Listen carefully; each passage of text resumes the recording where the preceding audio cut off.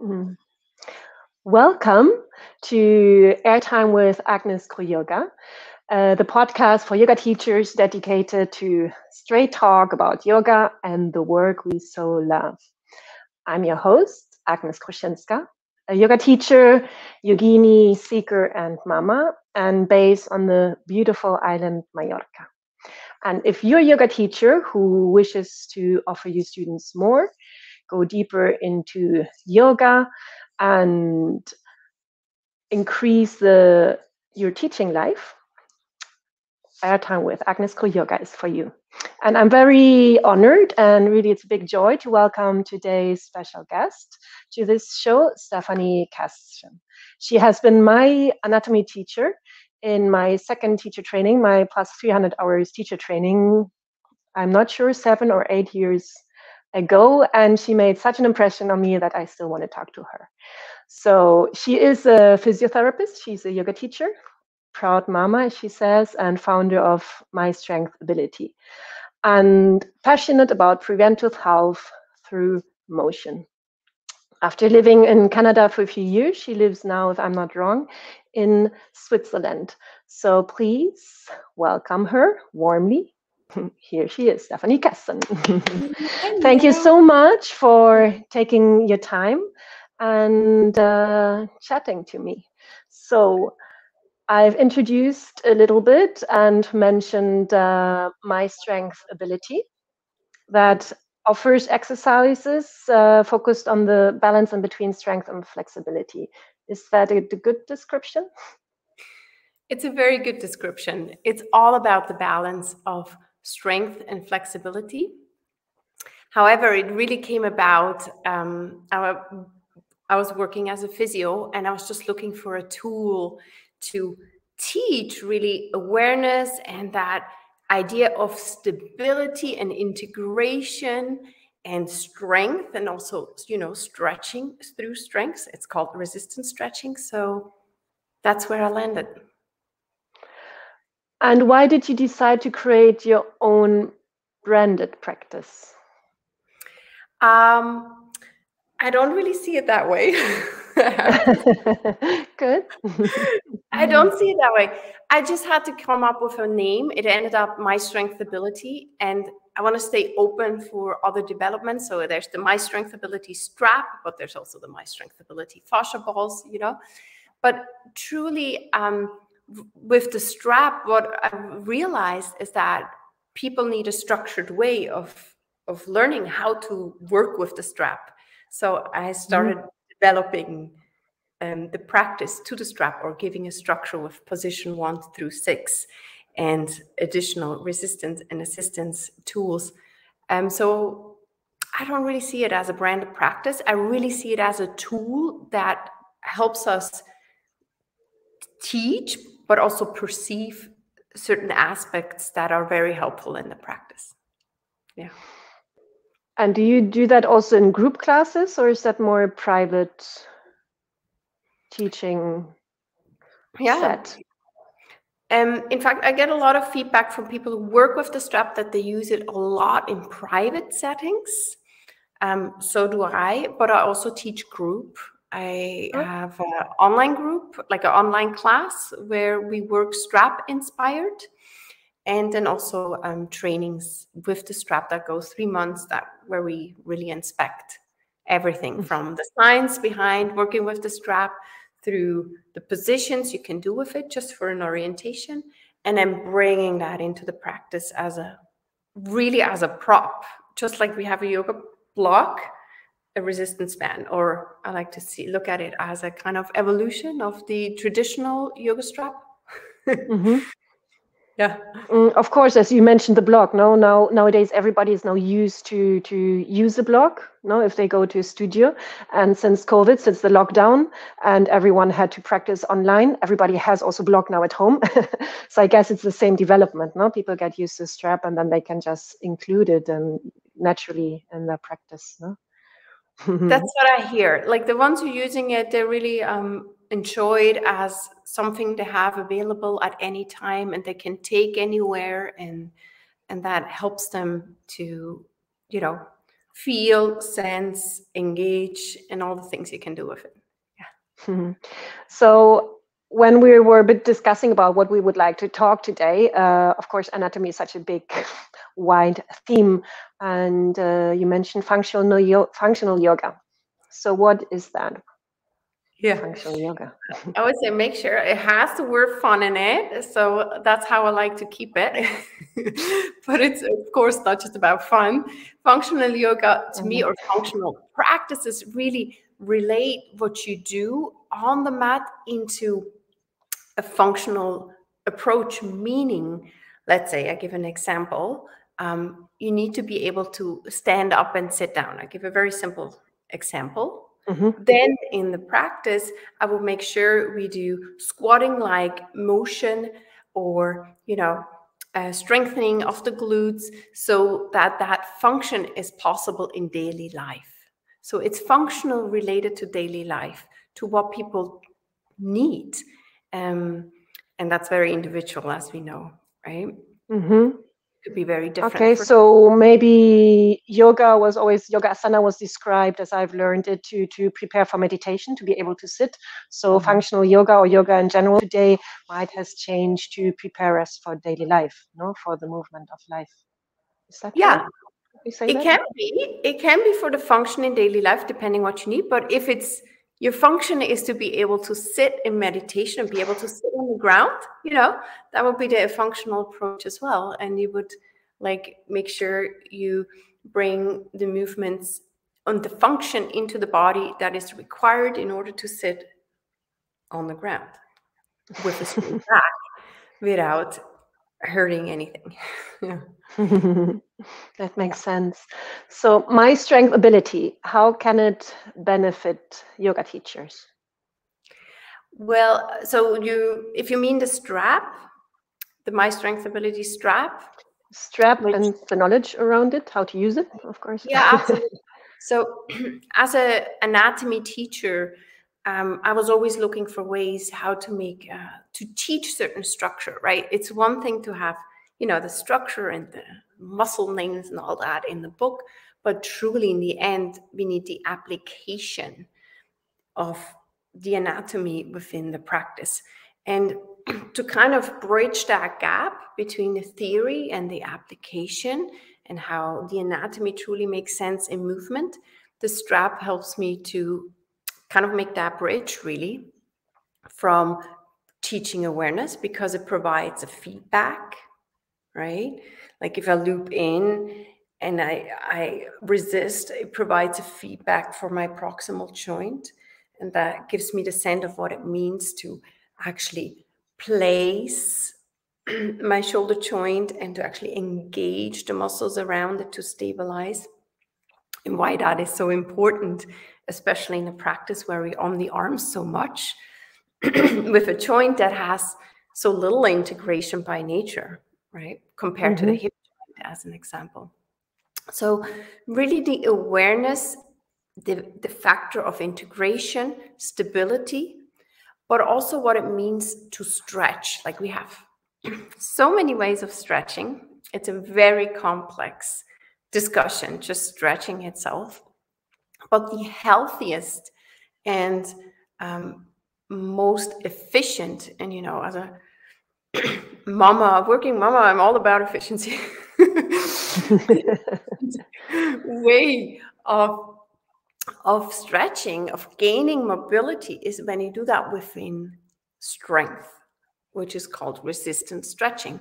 So, for example, you do a movement that uses strength, but at the same time eccentrically opens the structures you intend to open. So do the students maybe understand it more than in a natural, without a strap, natural setting in a yoga class when we say do this? Maybe because the feedback is just more intense, because they feel the muscles activate stronger? Is that what you mean? Okay.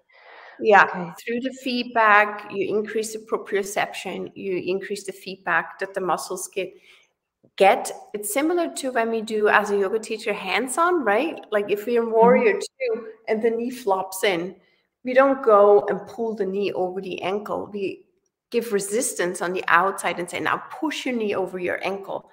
And the person has the sensomotoric learning process. You're like, that's how I access it, right? And the similar is just, the strap is just a very, really hands-on tool. It can be used as direct resistance strengthening, but also as an assistance, like we know it from hands-on. Well, hands-on are also very different. There's also it's big theme, no? So you can assist, you can actually pull the knee out, no? So this is the passive stretch, no? You do the work and the person has not to, the student doesn't do any work, or you give a direction, say, push over there, no? Yeah. Or draw your knee over. Yeah. Absolutely. I didn't mean to cut that off. More like the muscular learning to actually know what to do for that. Through resistance, there's really taking a lot of sensomotoric feedback taking place. Then there's learning happening in how to access that. Yeah. So why so much anatomy suddenly in yoga? It hasn't been always like that, no? Like back in the days, old school yoga. Why now? Back in the days, right? I think that's the really great thing of globalization and of East and West coming together. We have knowledge in Western science that does not exist in Eastern philosophy and the other way around. And we're now in a time where a lot of these things fuse. And I pick my cherries. I like to, like pick the things that serve my body and the bodies of students, and to actually connect it to, like, one example that I'm thinking of is Mula Bandha, Uddiyana Bandha, and the deep stabilizers that we know in Western science of, the 3 layers of the pelvic floor muscles, or the musculus transversus abdominis for the lower belly, the deep layer of the abdominal muscles. Like these things, they have very different wording, right? But in the end, they come together. And I believe there's a huge benefit when we find the language and also demystification of just what it is and how it can feel and how it can serve our bodies for a sustainable practice. Yeah. I think this happens not just with anatomy in yoga, but in general. What happens with yoga, what you say, the mysticism of yoga and, for example, science? No, they really come close, and there's so many books nowadays written, scientific books, saying the same what we yogis know since such a long time, or quantum physics. No, it's like the same. So it's right. So of course this happens also in this. Absolutely. Or the whole, like, they've been all about the prolonged exhale and the meditation and the drishti, and now all we talk about is mindfulness-based, right? Call it stress reduction, or mindfulness-based movement, or mindfulness-based everything. Like in the end, it's the same. It just has different viewpoints. And I think people need different languages sometimes. No, some people just don't like the Sanskrit terms or whatever, and it helps maybe to use, or even Latin names. But talking about Latin names, do we yoga teachers have to know them? The Latin names of muscles, do we have to know them? Do you have to use them? Yeah. What do you think? You know what? Like, I find it such a sweet question, and I really take it to heart. But I'm like, if you throw out biceps humerus, and the student doesn't really know, are you talking about the upper arm, maybe the lower leg, or no, please don't use it. Like, what's so much more important to me is actually the demystifying, where you use a language that people can relate to, that makes a difference for their perception and practice.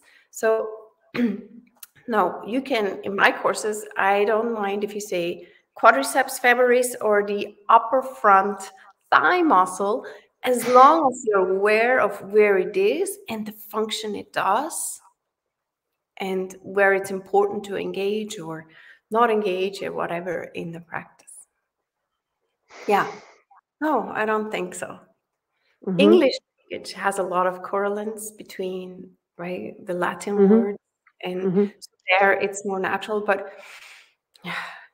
if you use sacrum 10 times in class and 5 of 10 people don't know where the sacrum actually is, I suggest you don't use it or explain very well. Explain. Yeah. I said often with teachers I work or in posts on social media that every yoga teacher should have a physiotherapist as a bestie. What do you say about that relationship? Yeah, that's a good one. But I think we need each other both. We You need to each have both. Like, I suggest also every physio has a yoga teacher as a bestie, because what yoga teachers, really do so well is this. I call it, with all the teachers I studied, had an amazing intuitive way of understanding anatomy, emotion, and that it's bringing the two together. Just because or had 1,000 hours of anatomy and the single structure doesn't necessarily mean how it applies in movement. And in yoga we want to experience it, and this gap can be closed through the relationship of the two, I would say. Yeah. So get a physio, and physios get some yoga teachers into your circle of practice. Someone know both worlds. How would you describe yoga teachers' understanding of anatomy in general? Where are we? Yeah. If you, for example, go into a class, no, and what or you? Yeah.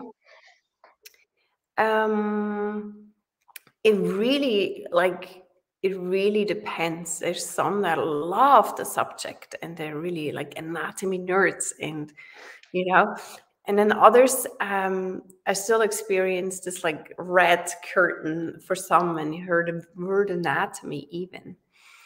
I think there's a big window, but generally the understanding and the intuition of how to work with the body and is really good, like really good. And we do so much good that we don't even know we do so much good, And just having someone in the down dog and deep evenly, like this does so much for your vitality of your breathing system, of your lymph system, and you may not even know you're doing that right now, but the effects are stunning also for the nervous system to regulate. And so yeah, I think the path is different for every teacher, where they want to have their signature be, but generally the understanding, when you taught a long time and you've seen many bodies, I feel like it's intuitively very good.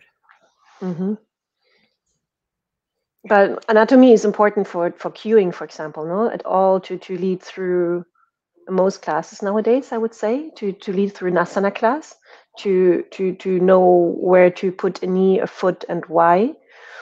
But I had yesterday a talk with another yoga teacher, and she said that new teachers often just use cues without understanding, and they say things and don't know why they think, because there's a lot of typical yoga talk, for example, no? And also anatomy, I guess, no? Typical things people say, and sometimes they don't know why they say that. I think if we're newer, we kind of tend to copy paste a bit the language we've heard maybe of other teachers without fully understanding. what we actually mean and the potential of it that could lead to more awareness and access for that person that's practicing. Yeah, there's a risk for sure that we kind of throw out empty words. But I believe that's a process of the authenticity as a teacher and the, you know, seniority as a teacher. You got to start somewhere. And, you know, oh, man, there's a saying, right? Fake it till you make it. There's something to it because it's a process and you have to put yourself out there and do it in order to grow in it.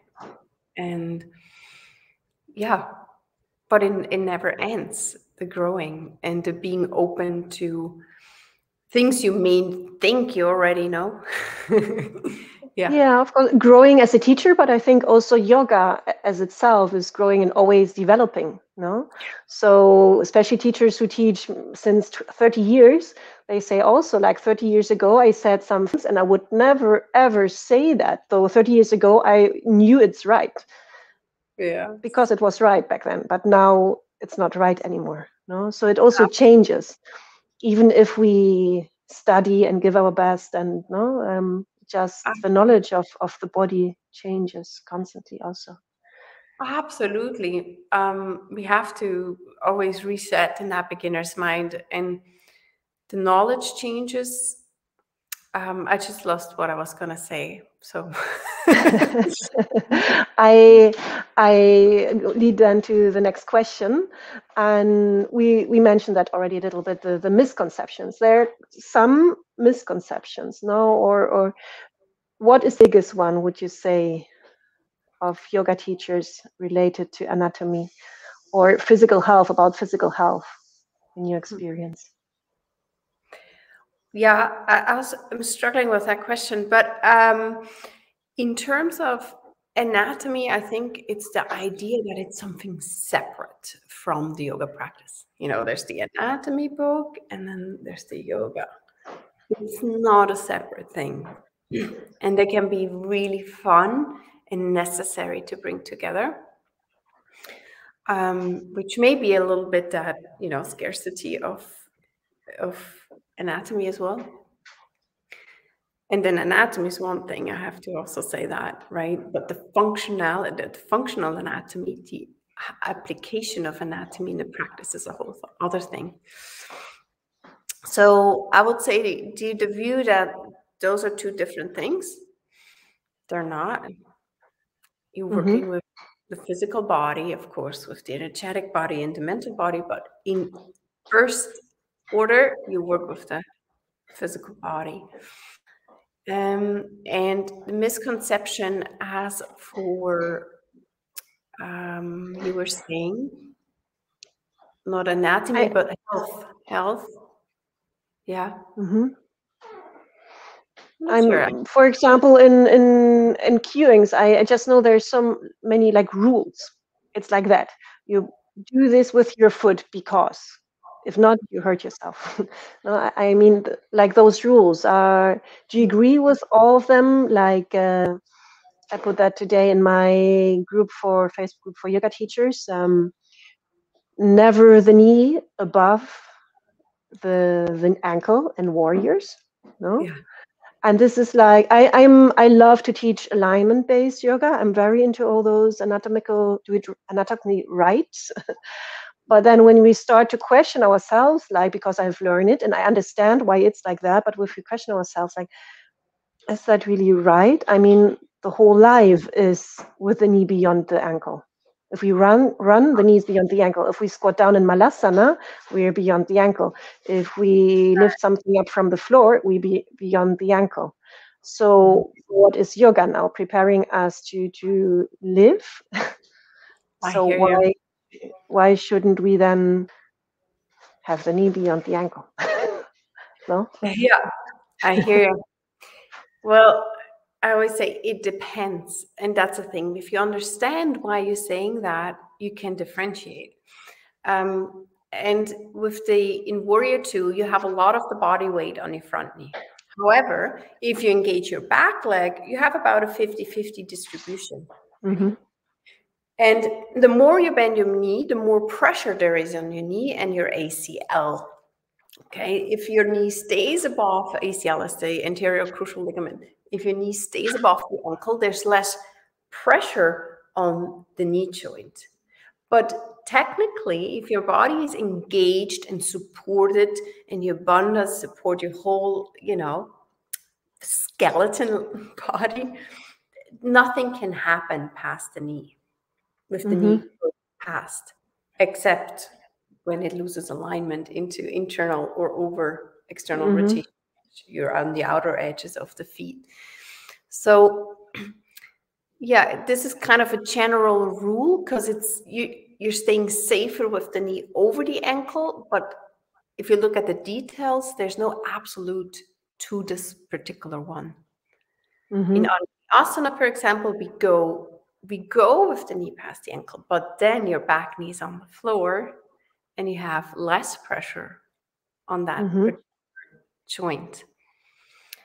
Yeah. So is that maybe a call for yoga teachers to not always repeat the same cue, just always, but to be changing also the cues and what we say and explaining why we say that? So just to explain students, there's not a general rule, because I'm sure that when you come up in a private class setting, that some things are always just different. Yeah, absolutely. I mean, when we teach group, we have to kind of stay with general rules and simplify, right? And to just keep your knee above the ankle in Warrior 2 is a very reasonable simplification, and it's good that way. But I'm saying if you look at it in very detail, it's not absolute. Yeah. But it's a good general rule. It's a good general rule, just like the general form of a specific asana. Yeah, we need the rules. Yeah. The orientation. Yeah, absolutely. Yeah. But how is it with growth? We always need, as a person, we need our limits. But if we want to, well, then sometimes we have to break through the limits, no, to expand our comfort zone. So, yes. Yeah. Yes. Talking about conceptions or typical things being said in yoga classes. So part of cueing our knees or ankles and feet, there's also some typical yoga sayings like we store our emotions in our thighs, or anger in our hips, or some of those things. What do you say? Do I have my anger in my hips and my emotions in my thighs? How do you see the relationship in between muscles and emotions? My intention is always to have you be aware what you say and why you're saying. So I think this particular one is a slippery road, because it can be easily successive, oder? Also first vorschlagen. It's almost like you post they have anger in their hips, and then maybe that person even picks up, oh, maybe I have anger in my hips. But it's extremely generalized it's extremely generalized. What we do know is that we have, when we look at the koshas in the Vedic system, we speak of the Annamaya kosha. Okay, there's physical manifested body. Oh yeah, there's a pranamaya kosha, the energetic body. It plays in, and we have a really good understanding as yoga teachers that the three, let's add the Manomaya kosha as well, the mental body, they're interrelated and they're connected. So yes, if I do suppress, for example, anger, it's very possible that I'm tightening subconsciously muscles somewhere. But it doesn't need to be my hip. It could be my back. It could be my jaw. So there is a relationship 100% to emotion and additional layers of our complexity.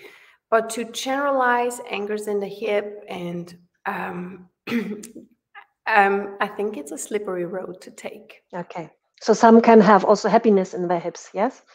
Not the anger. And think about the placebo effect, right? like when you say, okay, someone comes to your class, let's say a cyclist comes to your class and you throw out in Ekapada, Rajaputtanasana prep, yeah, if your hips are tight, then it means you have anger in your hips. And that person goes, oh my God. Oh, shit. It's almost giving them something they didn't have before that is not helpful.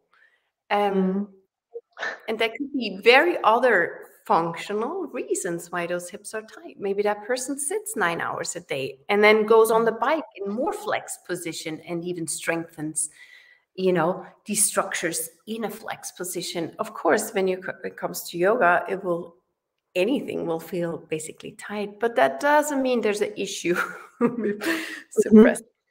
So I'm very careful with that linkaging myself. Yeah. But I like the comparison also with the koshas, because also the koshas, they're not like really layers. And here they stop and there they begin. No, they interweave. So of course, also emotions in our body, they don't have a certain place in a box and they stay there. Yeah. It makes sense. But yeah, and as you say that, I'm like, what's actually more helpful for your students is have them figure out where they hold tensions. And that is in, or to help them figure out if their nervous system is maybe hyper aroused or maybe hypo aroused, like to start having them, you know, teach themselves and become their own heroes in their journey on the mat. And I found that more helpful to the individual than successive languaging. But you know, I'm sure we've all done it. But it's a question. I want to question. So Yogasana is a lot about strengthening and stretching. It is, though, difficult to strengthen in classical yoga and classical yogasana to strengthen every single muscle. That might be good for a healthy body. No? Can you show us something how to maybe strengthen the muscle that is forgotten in the classical yoga practice? Do you want me to demo something with the band or with no band? Yeah. As you wish. Yeah, please. Yeah. So, I mean, I have to say it's very individual how the practice is, and there's different styles of yoga, right? But typically in the upper body, something that we often miss, we have a certain tendency. And then what we do is with that same tendency, we go into the asana. So let's say that's my tendency. And then I go into my down dog. And then I'm actually strengthening my body in this position. However, it would be beneficial for me to engage right here, rhomboids, and my rotator cuff. Like I want to be upright and then take that into the down dog. It's way more work, but I'm strengthening the structure as I'm weight bearing on my arms. So a lot of it can be cued like that, but of course there's ways to support that a little, for example, through resistance. And at the example of the upper body, what I like to do is work with the resistance through the loops here. I'm going to go on my mat. Hope you still hear me. Yes, we hear you. I place one hand and then add the resistance, which now my body's like, oh, I need to, you know, I know right away where to go. I'm like, oh yeah, I need to actually resist that. And then I'm already engaging the structures that support me. Like now, right, as I keep the resistance, I engage my rotator cuff, get my rhomboids, and then, you know, I take that into weight bearing position. So this is the approach from, this is really where I could add singular exercises as well, where I'm like, okay, let's just keep the shoulder upright, right? Feel it, tone it, so you can more easily access it. But I really love the approach where the entire practice becomes therapeutic. So you can do a down dog, or you can do a training down dog, let's say. Okay. Do the same pose in a different manner where you actually strengthen the muscles that are easy to not use, because the body is really intelligent using the path of least resistance. Yeah. To be doing this and hold it as I go into the down dog, it's much more work. It's fatiguing, it's anstrengend. As opposed to where I'm just go in my tendency, and then that doesn't take any effort, right? So that would be an example for the upper body. For the lower body, there's you see how fast it gets complex too, right? We do a lot of forward folds in yoga, right? Which is great for, the passive length of the entire back line. Yeah. However, when I'm in the down dog, what I sometimes see is that, again, people go into the tendency and then push up, right? And then they're here. And then they think they're actually stretching their hamstring, but they're not. So in order to actually lengthen the hamstring, they need to be aware of the positioning of their pelvis. So let's do that again. Taking my spine nice and long, my muscles engaging and supporting me all the way from, feet bandha to the mula bandha to the udana bandha. And then I keep that as I take my down dog. Now my legs, see, they really have to work in order to not just have my body push into a compression in the spine. There's one thing I do with the strap for here, and really, it's like a yoga prop, I'm saying. That's right. There's a million ways of using it, and I want everybody to use it in the way it serves them. But of course, I have suggestions, and that's what you felt like it was a branded practice. It's just my need to, I'm just trying to be helpful in offering a structured way of using it. So if I do the same pose here, okay, I'm adding resistance, it's pulling me forward. I'm doing the same thing, but now I have no choice to work, from the length of the spine through my leg power, so through the quadriceps, the antagonist, in order to get more eccentric length into the back leg. You know what I mean? This looks terribly anstrengend, as you said in German, very hard, tough. So yeah, it's always the same, coming back to the same things, details are difficult. If you want to make your practice harder and advance, you go into little details, isn't it? Yeah. And when you want to move into advanced asanas, there needs to be a very intelligent, high awareness of accessing structure in order to not hurt yourself anyway, right? So it's just progression of the practice. I just had in mind that I love to practice myself Ashtanga, and sometimes, but I doubt if that is so clever to do certain things. And there are also some practitioners who have practiced for a long time, but they stop because of injuries or so.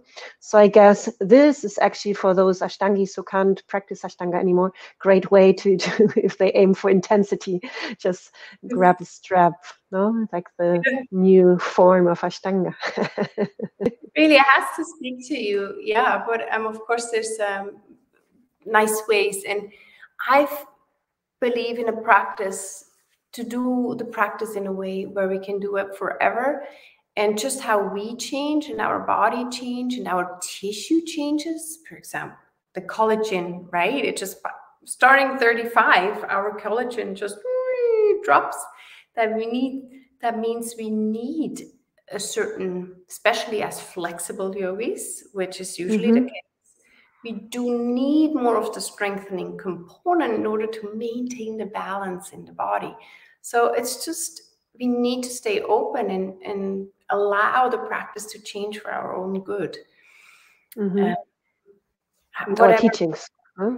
Yeah, absolutely. Yeah, absolutely. I mean, even with Iyengar, talking about the blocks, Iyengar back then, he started with yoga blocks and straps and props and chairs, and everybody was laughing about him, about the furniture yoga he was doing, because he had so many furnitures around him. No? So yeah, back nowadays it's so normal, no, and we can be so lucky about that furniture yoga. True. Yes. Okay. Yes. Absolutely. So thank you so much for demonstration. So you showed a strengthening and stretching exercise. Changing the subject. One of the things that impressed me when I visited your website was that you've created a brand with MyStrengthAbility and you sell products upfront. So why did you do that?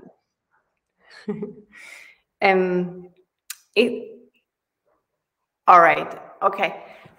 I told you, like, it was a natural need for me to have a tool to work in a way where I can communicate what I mean with integration and stability and all of that. And then the strap came about, and I figured out a way to put it online. And honestly, I just have a Shopify website that I made myself, and that's the only way I knew how to make it work. There was never intention that selling the product the main offering. It's just a natural thing if you want it. I figured out, I looked for a tool, and that's what I made, and I'm offering it. But I never intended my main service to be selling products. It just happened with your knowledge of physiotherapy, no? Technical knowledge in how to make an online shop, but I did it. That's how it looks, really. Yeah. I have to say, I have more and more also requests of, in my private classes, people having physiotherapists, no, having issues, having injuries, having balls at home or those foamers, but then not knowing about what to do with them, and they come up like, "Can you help me? Can we integrate that into yoga? Can we do something with that?" No? So it happens actually more and more. Brilliant. I think fascia release and fascia work cannot be separated anymore from the practice or balancing certain body regions for your practice. Absolutely. I'm a huge fan.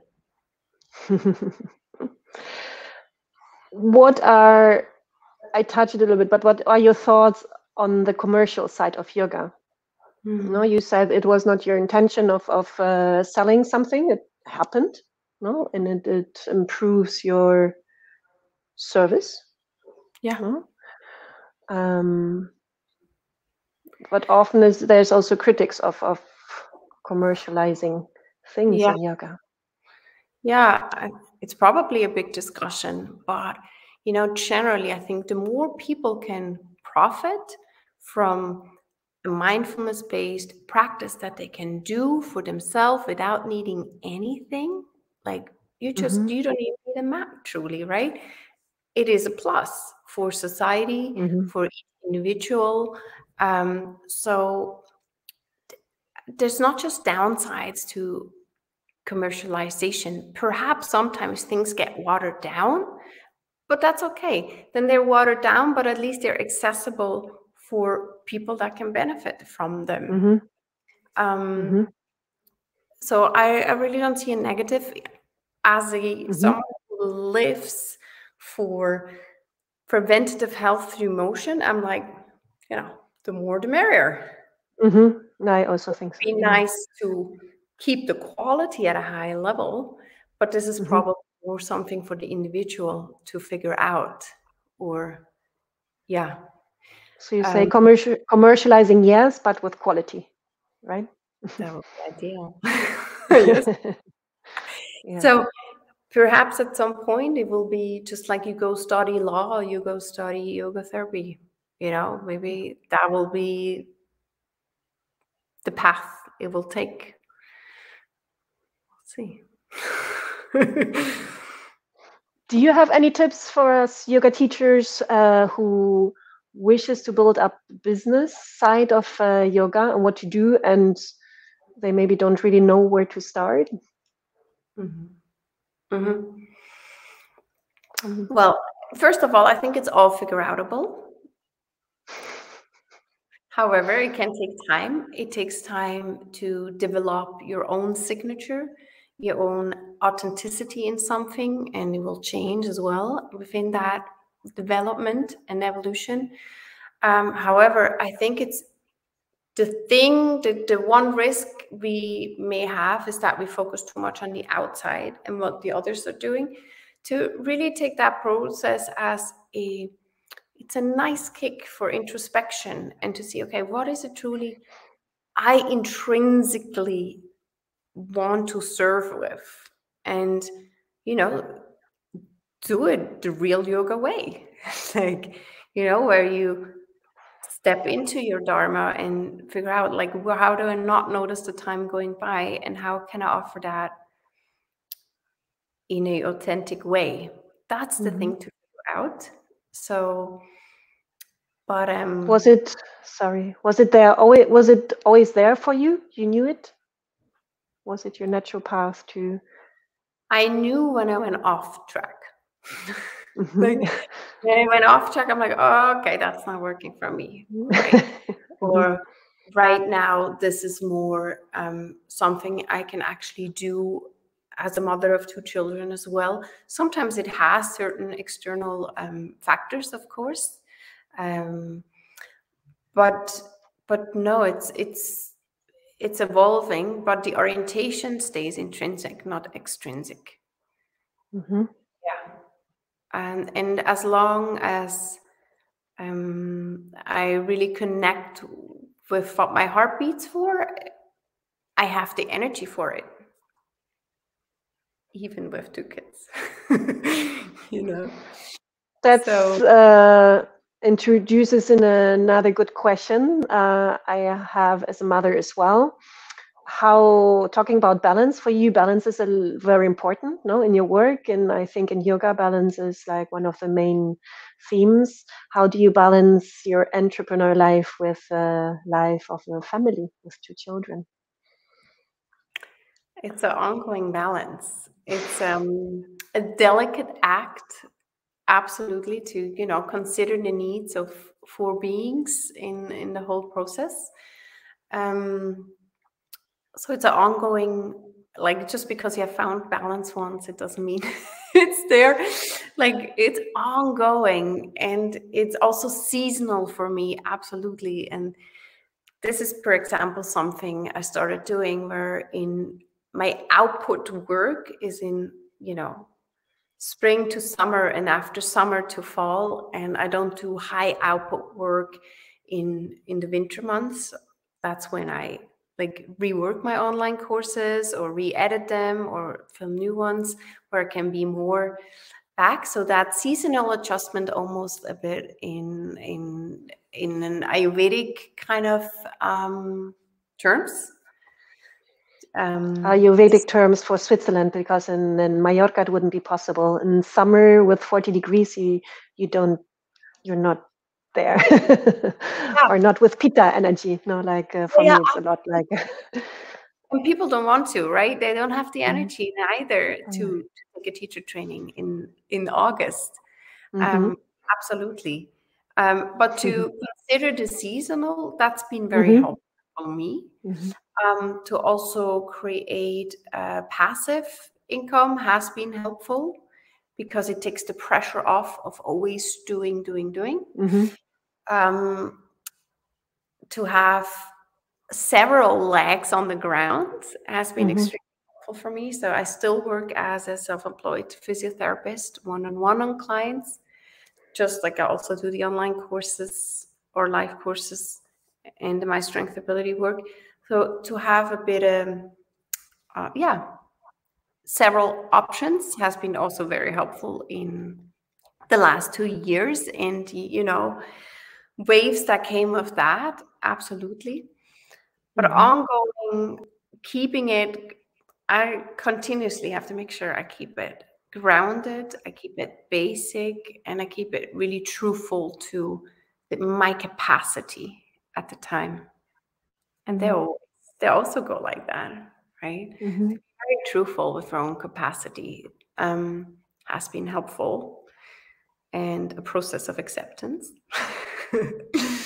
Yeah, because with my pure nature too, like if you let me, I'm on fire, 24/7, but I burn out. It doesn't work.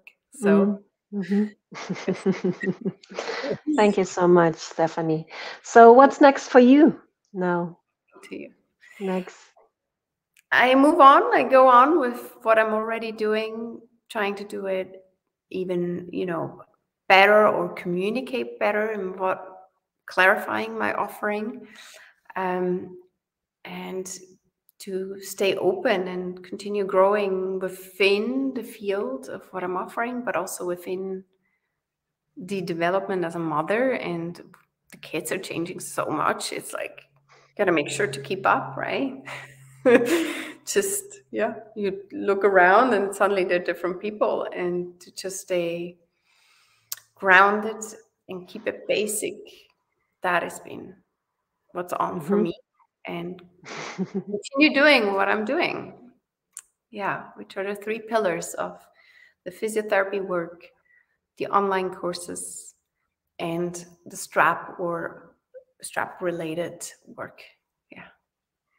So if here some yoga teachers interested in your work, where can they find out more? You mentioned the online courses.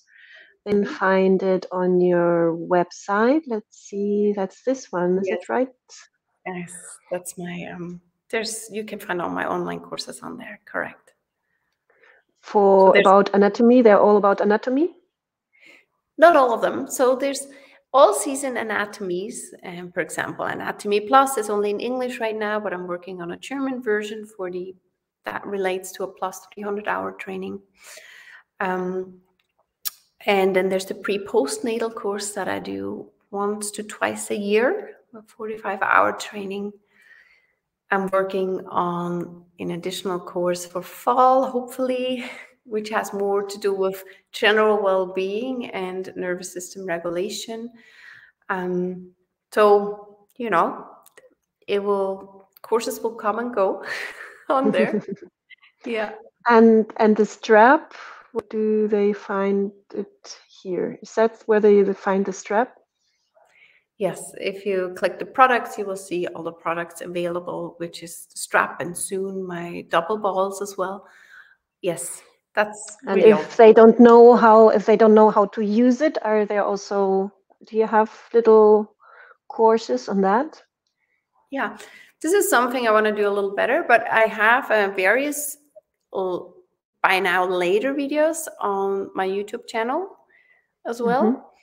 I have a free intro course on the Academy link, and then I do seasonal, which I just started, more 3-month training, but that's strap related.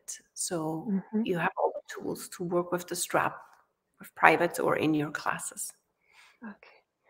And if they want to follow you, they find you on Instagram. You mentioned just YouTube. Is it also MyStrengthAbility? Is it the same name on YouTube? Not sure. You could find it probably in the search. If you put MyStrengthAbility in, you should be able to find it. Okay. And you told me there's a sweet discount for us. Yes. Tell us about that for us listeners. So for our listeners, this one, right? Yeah.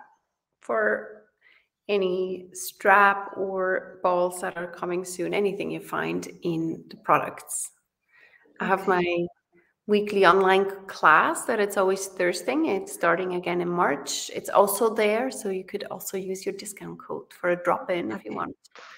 So for whatever product, 20% with the code podcast Agnes Kru, right? Lovely. Thank you so much for your It's time, so nice. Stefanie. It's so nice to see you again. I get a flashback from our course. Yeah, it was great. Yes. So that's Thanks the for having beauty me of the on. digital world, no, to connect again. And when I get to Mallorca, I'll call you up. Cool. Yes, please. So thank you so much for your time and for all the information. I enjoyed the conversation with you. And also thank you to all who watched this episode. So this was Airtime with Agnes Kru. And if you have any questions to my guest today, you can write either her personally or me on Agnes Kru Yoga. You can find me on Instagram or Facebook, Agnes Kru Yoga, or agneskruyoga.com if you would like to have further information. Muchas gracias. Thank you so much for offering the work you offer. Thanks. Thank you. Adios.